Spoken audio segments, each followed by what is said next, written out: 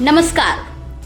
दिल्ली में आज ऐसे कई बड़े फैसले और घटनाएं सामने आई हैं जिनका असर आपकी गाड़ी, आपकी जेब, आपके बच्चों की पढ़ाई, आपकी सेहत और आने वाली सर्दियों तक पड़ सकता है। एक तरफ दिल्ली में नई ईवी नीति लागू हो गई है, दूसरी तरफ सरकार ने सर्दियों के प्रदूषण से निपटने के लिए अब तक के सबसे सख्त नियम लागू कर दिए हैं। वहीं राजधानी में मॉनसून की दस्तक से पहले 27 इमारतों को खतरनाक घोषित किया गया है। और बुलेटिन के आखिर में बताएंगे कि साइबर ठग अब किस नए तरीके से लोगों को निशाना बना रही हैं।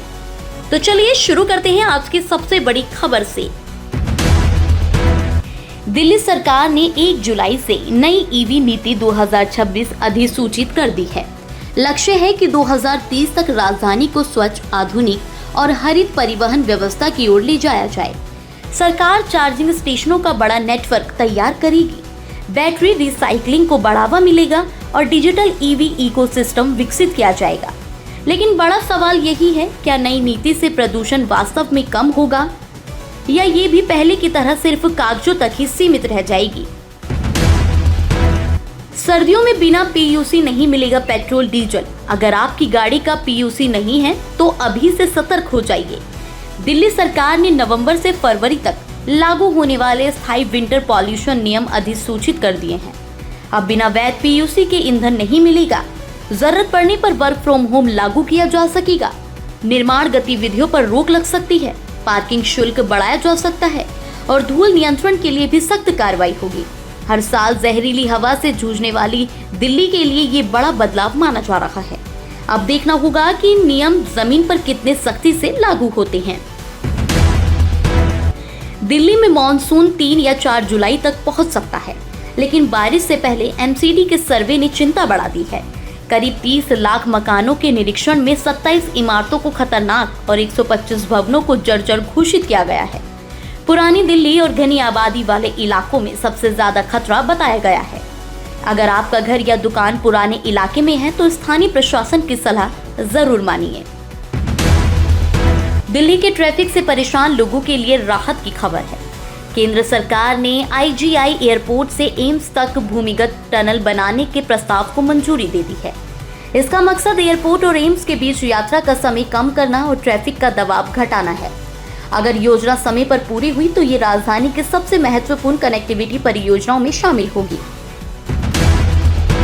अयोध्या के श्री राम मंदिर को लेकर आम आदमी पार्टी और भाजपा के बीच सियासी टकराव तेज हो गया है। बता दें कि अरविंद केजरीवाल ने दावा किया कि प्राण प्रतिष्ठा के 891 दिन बाद भी केंद्रीय गृह मंत्री अमित शाह रामलला के दर्शन के लिए नहीं गए।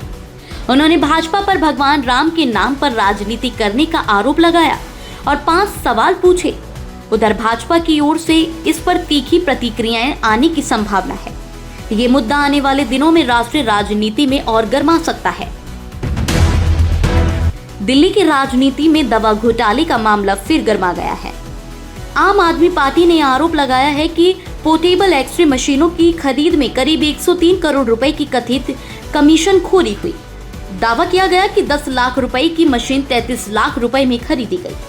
हालांकि सरकार की ओर से इन आरोपों पर आधिकारिक जवाब का इंतजार है।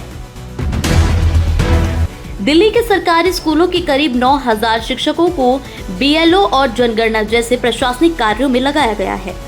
कांग्रेस का आरोप है कि इससे लाखों छात्रों की पढ़ाई प्रभावित होगी। अगले महीने परीक्षाएं शुरू होने वाली हैं। ऐसे में सवाल उठ रहा है कि बच्चों की पढ़ाई ज्यादा जरूरी है या प्रशासनिक काम। मुख्यमंत्री रेखा गुप्ता ने वन नेशन वन इलेक्शन पर गठित संसदीय संयुक्त समिति से मुलाकात कर दिल्ली सरकार का पक्ष रखा। उन्होंने कहा कि एक साथ चुनाव होने से समय, धन और प्रशासनिक संसाधनों की बचत होगी। वहीं विधानसभा अध्यक्ष विजेंद्र गुप्ता ने भी व्यापक राजनीतिक सहमति और संवैधानिक सुरक्षा उपायों पर जोर दिया। मुख्यमंत्री ने ग्रीन ड्राइव पोर्टल लॉन्च किया है। अब लोग ऑनलाइन पौधारोपण स्लॉट बुक कर सकेंगे, नर्सरी ढूंढ सकेंगे और ग्रीन वॉरियर अभियान से जुड़ सकेंगे। सरकार का लक्ष्य एक पेड़ मां के नाम अभियान को जन आंदोलन बनाना है। अब फास्ट अपडेट्स। सागरपुर में धार्मिक झंडे को लेकर विवाद के बाद भारी पुलिस बल तैनात, स्थिति नियंत्रण में। डिजिटल अरेस्ट के नाम पर 7 लाख से ज्यादा की ठगी करने वाले 3 आरोपी गिरफ्तार। IIT दिल्ली से स्वदेशी सर्विलांस बैलून तैयार किया, जिसका उपयोग रक्षा, ट्रैफिक और आपदा प्रबंधन में हो सकेगा। जामिया मिलिया इस्लामिया में विशेष आवश्यकता वाले बच्चों के दाखिले शुरू। दिल्ली हाई कोर्ट ने नालियों में कचरा फेंकने वालों पर जुर्माना बढ़ाने पर विचार करने को कहा। उत्तम नगर के इलेक्ट्रॉनिक शोरूम में भीषण आग, 13 दमकल गाड़ियों ने आग पर पाया काबू, कोई जनहानि नहीं। तो आज की सबसे बड़ी तस्वीर यही है कि दिल्ली में एक साथ पर्यावरण, ट्रैफिक, शिक्षा और राजनीति चारों मोर्चों पर बड़े फैसले और बड़े सवाल सामने हैं। इनमें से आपको सबसे महत्वपूर्ण खबर कौन सी लगी? क्या नई ईवी नीति और सर्दियों के नए नियम वास्तव में दिल्ली की हवा बदल पाएंगे? अपनी राय कमेंट में जरूर लिखिए। अगर वीडियो पसंद आया हो तो लाइक करें, चैनल को सब्सक्राइब करें और दिल्ली की हर बड़ी खबर सबसे पहले पाने के लिए बेल आइकन दबाना बिल्कुल भी ना भूलें। नमस्कार।